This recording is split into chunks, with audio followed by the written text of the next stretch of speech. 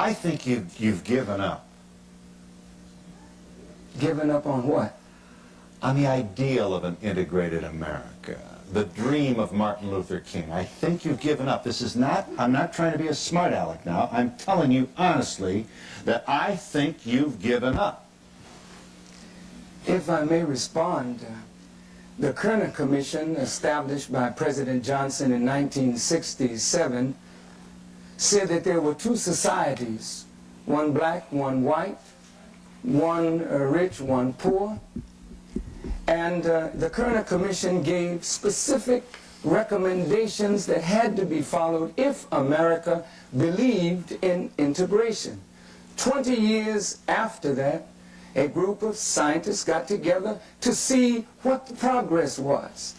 And the progress is that we have a larger middle class, but the masses of black people have gone backward. And the country is not only separate and unequal, but in worse condition today than it was then. So I don't think, Mr.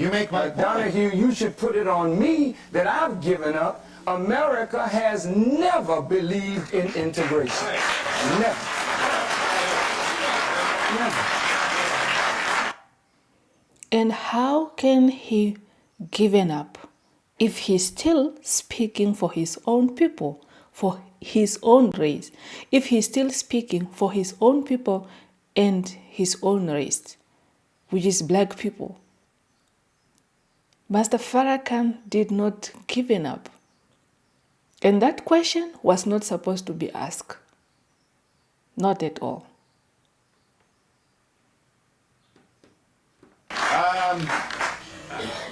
Mr. Farrakhan, I can't really stand up and jump up and down and say, shame on you for this feeling. I really can't. The evidence is overwhelming.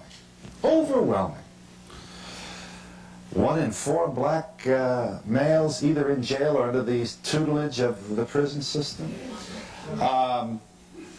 And so I'm here to say that it hurts me to think about this, but I think I have a responsibility to understand how a lot of smart people would get to this place.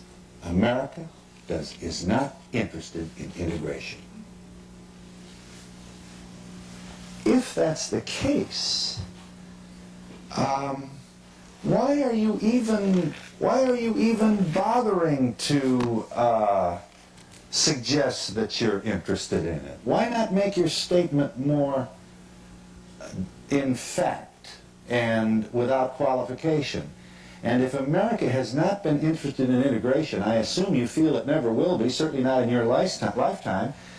So why don't you proceed then from that point of view and tailor your speeches accordingly? It's deeper than that, Mr. Donahue. We have a stake here. We have helped to build this country. When the Civil War broke out, supposedly, Mr. Lincoln wanted to free the slaves, but according to his own words, he really didn't care whether America had slaves or not. He really wanted to save the Union. Black soldiers fought on the side of the North and the South.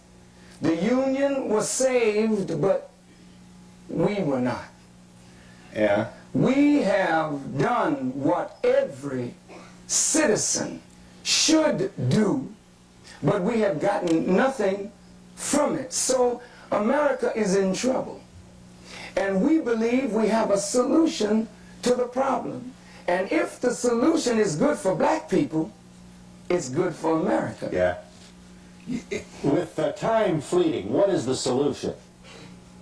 If we are already separate but unequal, and there is not the will on the part of the United States government, nor is there a national will to reconcile the differences between black and white. If you don't believe there is. No, I don't. All right. I really don't. Okay, let's not qualify it then. But when I say if, I'm speaking now for those who might think there is that possibility. So why mollify them? Huh? Why patronize them? Why accommodate them? That's not what you feel. I don't wish for them at this point to feel that their thinking is discredited. But if in the course of this discourse and in the face of the overwhelming evidence that America really doesn't want black people, then look, let's tally up what is owed to us. Let's sit down and talk about a just solution, and I tell you, like Moses said to Pharaoh, let us go and do something for ourselves.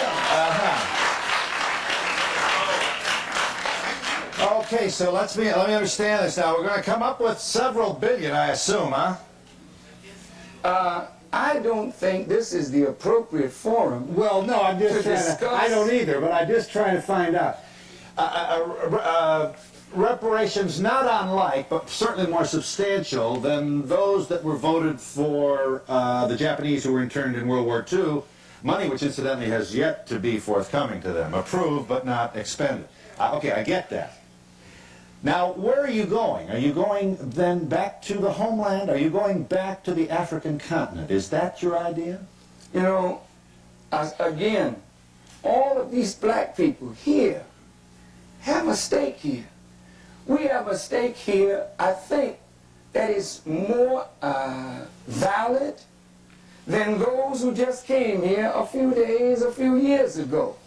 These are the children of those who built this. So, yes, we can go there or we can stay here. If we stay here, then why not separate and give to the children of those who built this country land and reparations that we may go and do something for ourselves. Now, I did mention, however, that there is the possibility of some of this question he's not supposed to ask. This question to people who longed to go back to their motherland, to connect to their ancestor. But it's the way he's stretching his body. You don't know if he's enjoying it or he is uncomfortable. Yeah, he's uncomfortable because of the topic that they are talking about. You just don't understand. Yeah, and this is what, just to tell you that there is a difference between a white person and a black person. Yeah, and this is not how it's supposed to be put down. And you can really see how Master Farrakhan is trying to put it out there, not in an anger mode, and speak out the fact. To say this is what we stand for and this is what we want from America.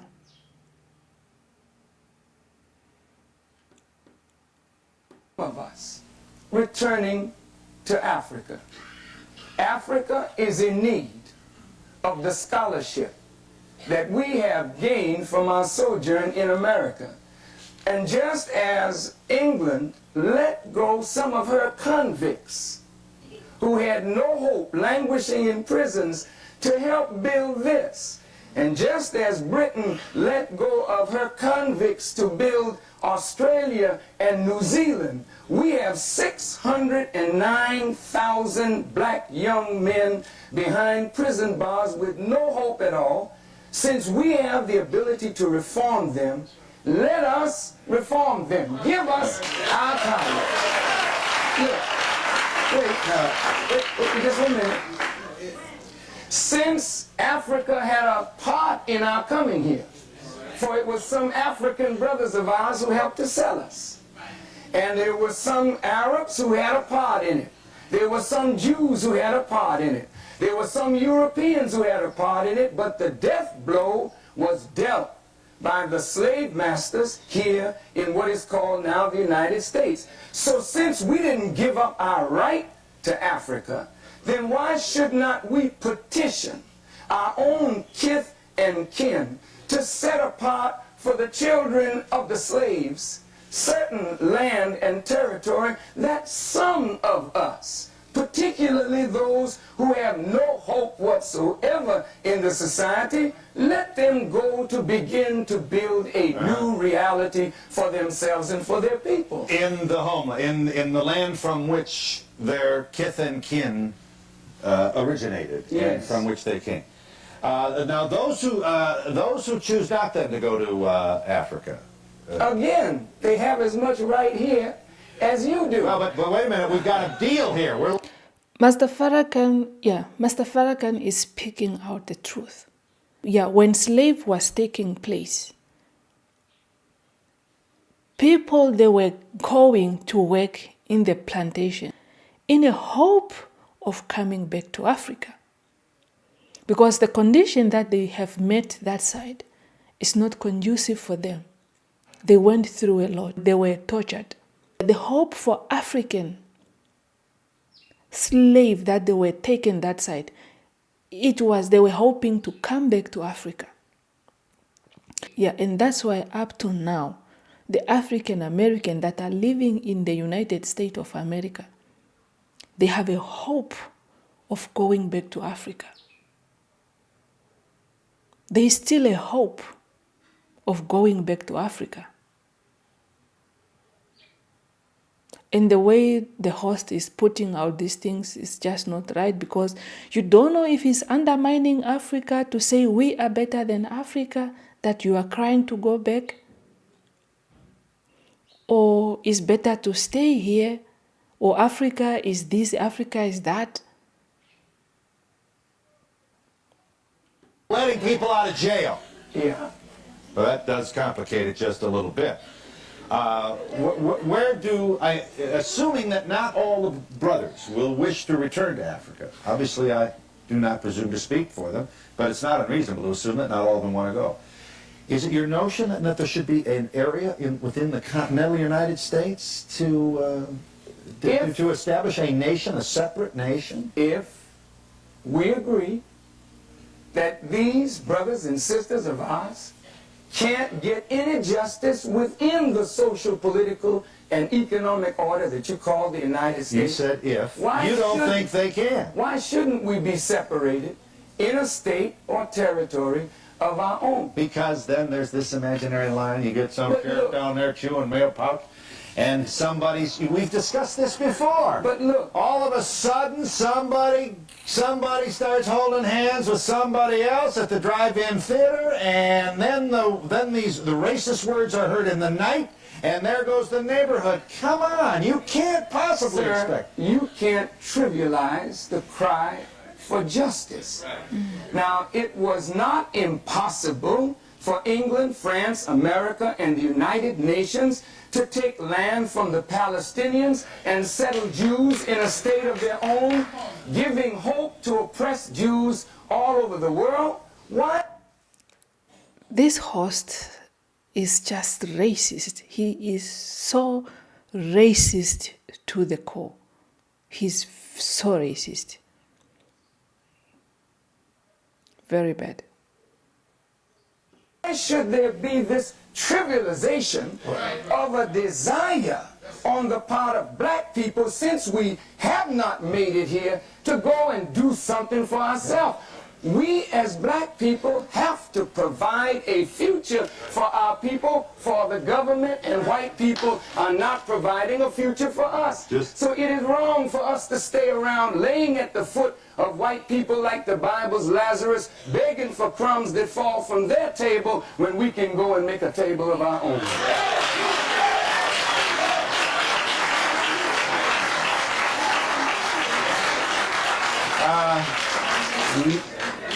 Minister Farrakhan, when you suggest, I'll just take a minute here, when you suggest that I trivialize your proposal, you speak to an attitude that I didn't present, far from trivializing it. I am merely asking you to consider the consequences of an isolated island of African Americans within the community that we now call the United States of America.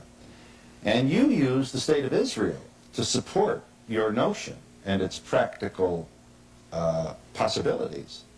And yet you feel that Israel was immoral and unfair to Palestinians in its declaration of statehood in 1948. But you had the will to take land from Palestinians we have a more natural right to land in Africa or land here than the Jews had to Palestine. Okay. And if you could do that for them, sir, with all due respect, why is it so silly to think that we now should be some isolated ghetto? We can be isolated in the ghetto, but we can't be together in unity. I didn't say building that. a nation. No, you didn't say that, but I'm saying it.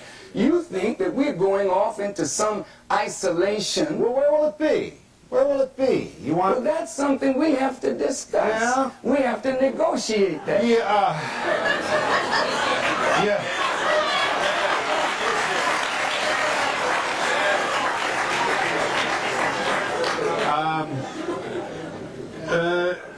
You got. Let me. May I ask you for some brief commentary on this before our break? This audience wants in here. You agree with Ronald Reagan that the welfare state creates a slave mentality, do for me, and is a kind of sleeping pill for the recipients, regardless of color. Do I understand you correctly? You understand Mr. Reagan correctly. But a welfare mentality was created when my fathers and mothers were made slaves and robbed of the knowledge of themselves and dependent totally on a slave master for food, clothing, and shelter.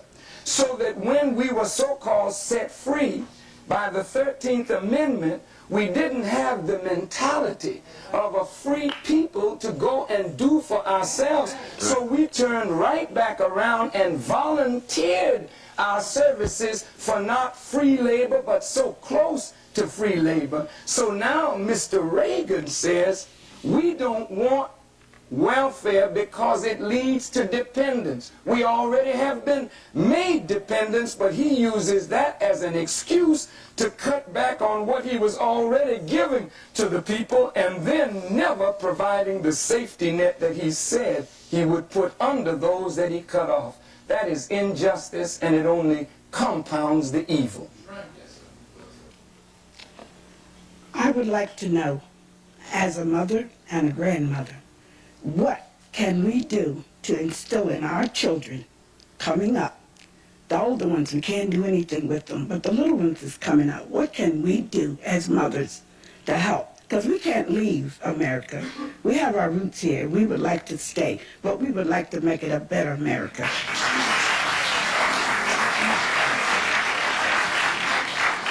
If we wish to make our children better, one of the things we have to do is to teach them the knowledge of themselves. As a little boy, my blessed mother kept instilling in me the love and the pride of being black. She made me to know my history, to know my roots. So I grew up with a love for myself and secure within myself, never feeling inferior and certainly not feeling superior, but that chip on the shoulder that the young lady spoke about is my self-assurance, my confidence, my ability to speak the truth without fear. I don't bend when I don't have to. I don't scratch where I don't itch. I look white people in the eye and speak honestly and truthfully and candidly and unhypocritically to you. That's not a chip. That's just self-assurance that comes from self-knowledge. Teach your children that, and whether we are here or there, we'll be able to make a future for ourselves. And we'll be my confidence, my ability to speak the truth a way that we can dialogue. Blacks and Jews and blacks and whites. I'm not against a relationship, but it just can't be the master-slave relationship. That's all. You never in your life used the phrase dirty religion when referring to Muslims. Not in that context. Never before. Please. Did you ever say that a Muslim, did you ever refer to their dirty religion? Of course. Of course. There's too much hypocrisy in religion. All right, let's talk about this and then. that's why the world is in the condition that it's in. Mr. Farrakhan, sir, you are drawing thousands and thousands of people in your public appearances. You have the cops, and you claim the FBI and the CIA is on your case, and I wouldn't doubt that myself. We have a responsibility. Media's responsibility is to figure this person out. Wow. You're powerful. Look at this crowd here. You're a powerful man. You can draw a crowd.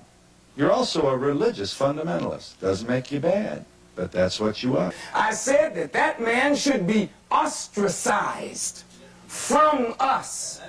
When he comes to church, tell him, you're not wanted until you repent.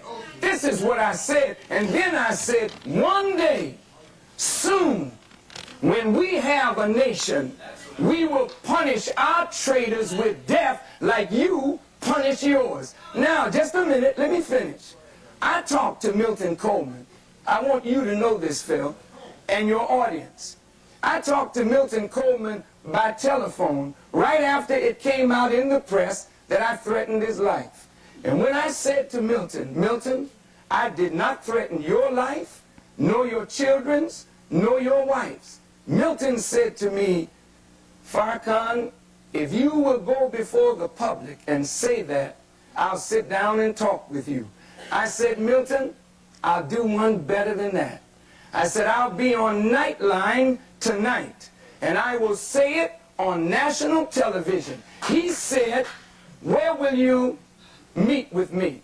I said, I'll meet with you anywhere you want to meet. And Milton said, will you meet me at the Washington Post? I said, yes. I went on Nightline and made that statement. And the next day I called Milton Coleman, and Milton Coleman told me that the people at the Washington Post forbid him from seeing me. That was 6 years ago, and the other day I sat in front of Milton Coleman at the Washington Post. For the first time in 6 years, I brought it up and scolded these white folk who kept me from reconciling a difference with my brother. You cry about how joyful it is that the walls are tumbling down in Germany, but you are busy erecting walls, keeping brothers from coming together with their own.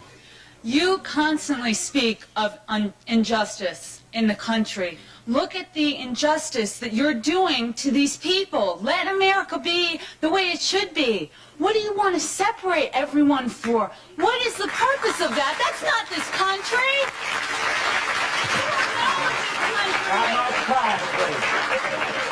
First, miss, you said let America be what it should be. Should is the conditional. And the conditions now, ma'am, the conditions are that America is separate. You have 2 million Indians on reservations, Indian women being sterilized. You have 30 million blacks unemployed, unemployable. Whites and Jews But and look, all different miss, kinds of people, miss, not just blacks. Yes, I can feel it. Miss, Jews have organizations and leaders looking out for their concerns. Whites have organizations and leaders looking out for their concerns. As a black person, I reserve the right to look out for the concerns of my own people. And if we all look out for the concerns of our people and do justice by our people and by one another, then possibly America might be conditionally what you think it ought to be, but I really don't think you got that amount of time. Yes. Yes, ma'am. I can dare say this is the only country on the face of the earth where black, brown, white, polka dotted all have equal opportunity.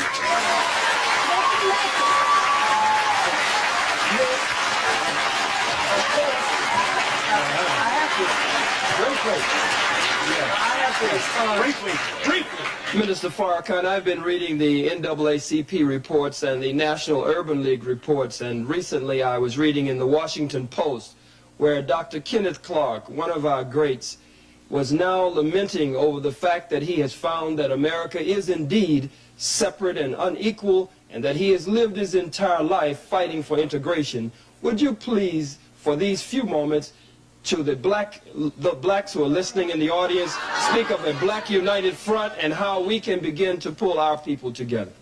Certainly, the lady who raised the point that America is a great land of opportunity, we can't deny that America has given everyone who has come opportunity. But to the blacks who built this, I suggest to you, miss, you are not qualified to speak for us. You are not qualified to speak for us. You're only qualified to represent yourself and your opinion. But really, those of us who have... I just want to say that I'm so scared to go around the world next year because I was never a prejudiced person until I'm listening to you. It's really scary hearing what you're saying. I'm very scared. You're not preaching. My dear young lady, when you go out into the world, you're going to find a reality that you're going to have to deal with. Please don't live in a fantasy world created by television. There's a very real world out there. I was raised...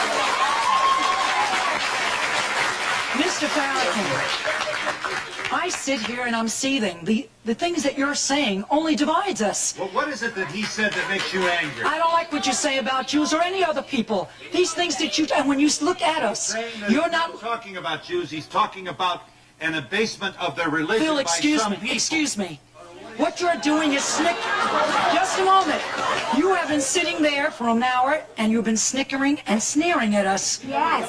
We don't look at you that way. We're giving you the respect the full hour to listen. You're not Martin Luther King, who brought us together. I could listen to him forever, but you're dividing us. I would just like to say that I am terrified that even you, someone who's obviously educated, has given up hope completely. Like when you call upon us, you say white folk, you say black people, Jewish people. Why can't we come together? We obviously can come together. We just have to. We just have to find a way to do it.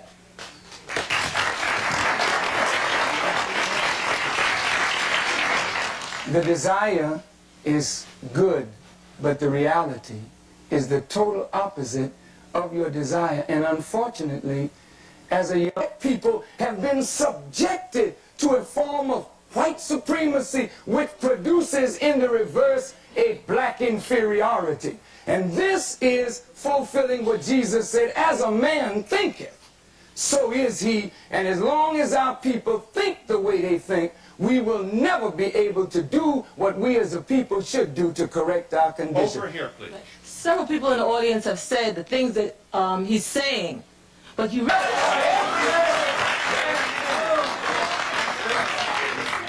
what I'd like to say, there was somebody over there in the audience who said that they were afraid, they were scared when they were talking about the what he was saying, you see. And what I'm saying is, the other day you asked Mandela that same question about fearing, white people fearing, you know, what will the black folks do and stuff. We should be running down the street screaming, ramping, and raving, because when you look at the statistics, who is the one dying?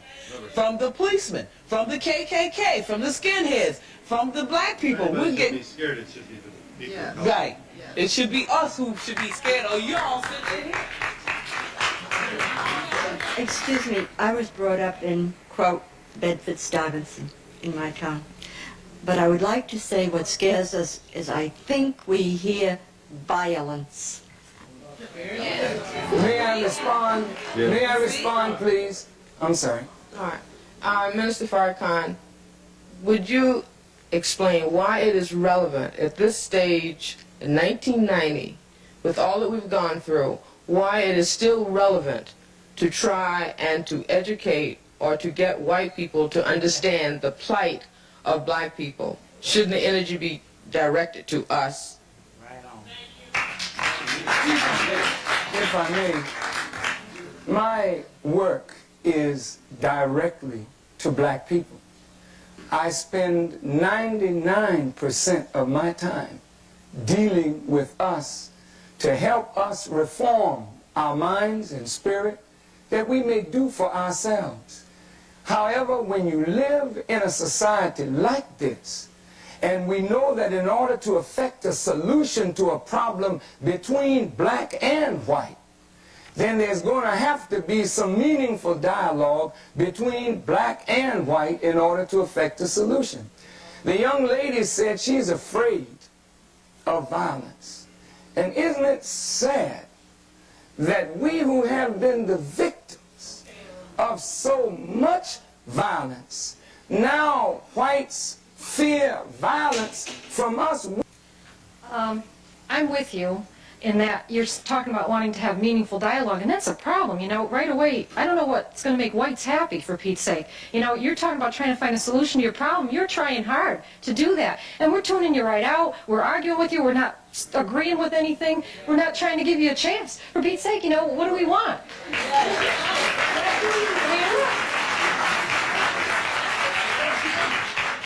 Assalamu alaikum. Mr. Farrakhan, there's a situation now where 1 in 4 black males are in prison or in jail or in some type of probation situation, okay? When I look around, even myself being a black reporter, okay, and they talk about racism, or a black and white person go to the job, a black person is going to get the job, I never find that out. And we're in New York City with a black mayor, and I still haven't seen it. And when I see Minister Farrakhan, not only does brothers enlighten me, but he gives me hope to not give up, not go get a pistol and stick somebody up, okay? So when I see you, not only are you the light and the hope, but I think, white America, you need to listen. And please don't harm this brother, because we love him. Yeah. Getting back to what she said, what exactly do we have a problem with? Before you made a statement, you said that I think that, well, not I, you said that white people think that you're inferior to us. I don't believe that. I'm part of the youth of America. I am not prejudiced. I feel more prejudiced right now than I've ever felt. Not against black, I am not prejudiced against black people. Some of my best friends are black people. I am, what's the problem with that? Yeah. You let him speak, let me speak. Yeah. You wanted to speak to this young woman? No, I don't want to speak to this. Who wants to talk to her? Yeah. No, what do you mean you feel more prejudice right now? Because the way he's saying... Because what? What he's saying right now, I mean, I feel that you are prejudiced towards white people.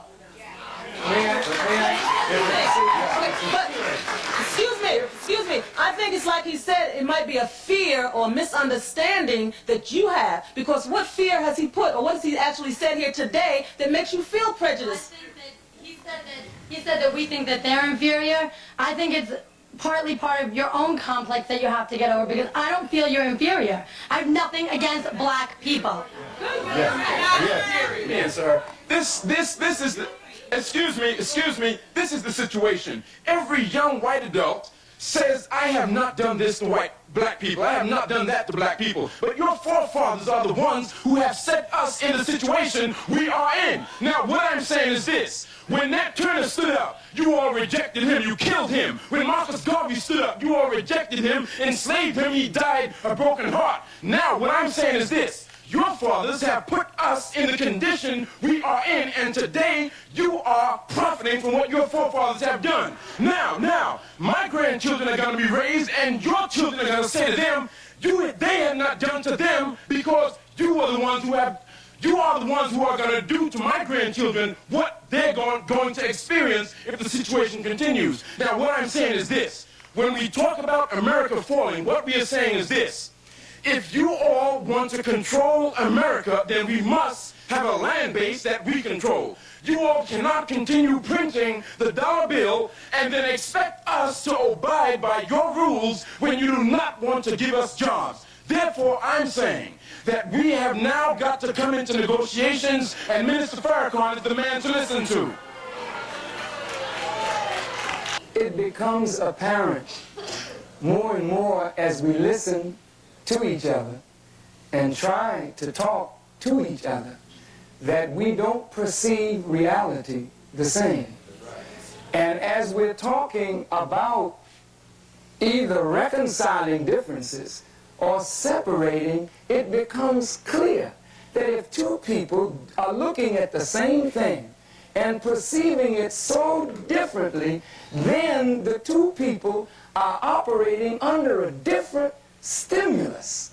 And so when the young lady says, I am prejudiced, to be prejudiced means to judge before the fact.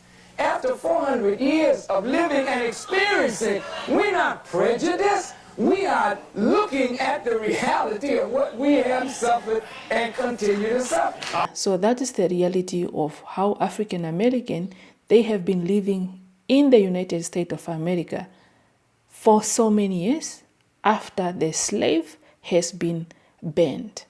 And they were facing a lot of hardship, a lot of segregation, where they were denied even their right. And these people, they have to fight for their right again, to say, here we are as black people, why can't you recognize us?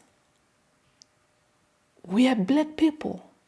Yeah, and American people, they have audacity to go and recognize the Israel that they were taking, the Palestinian land, to say, you can stay on that land, no problem, while they are having the African American in their countries that are crying for their right, that are crying for equality, that are crying for job opportunity, that are crying for help, just to be recognized in that country.